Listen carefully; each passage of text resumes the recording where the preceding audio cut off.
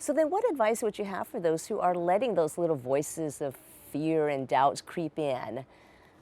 I think looking at your wins and really thinking about what you've accomplished is super, super important because, especially being an entrepreneur, again, I think in any industry, is it's tough, right? And you have to really want to do it, and especially if you're, really disrupting a category as we did. I think there will be many people who, I mean, look, if it was easy to disrupt a category, then there wouldn't be, There would be a lot of that people there wouldn't doing be a it. lot of people doing it, right? And so I think that that's really the key thing, that you have to look back on the things that you've accomplished, and let those negative voices meet the positive voices of saying that you've actually been able to do stuff. I remember a friend of mine early on, a sort of a new friend that a friend introduced me to.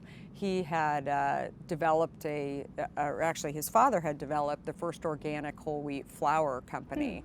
And so a friend introduced me to him, and he wasn't there in the early stages. He was actually working with his father, but I was talking to him sort of about the growth and sort of what we had done, and talking to him about how do I get our product into Safeway. And he said, you'll get it into Safeway eventually, and but it's really what you really have to think about when you're building this company is pick and shovel work. And I was, writing down pick and shovel work, and What then does I was that like, mean? what do you mean, like pick and shovel work? Yeah.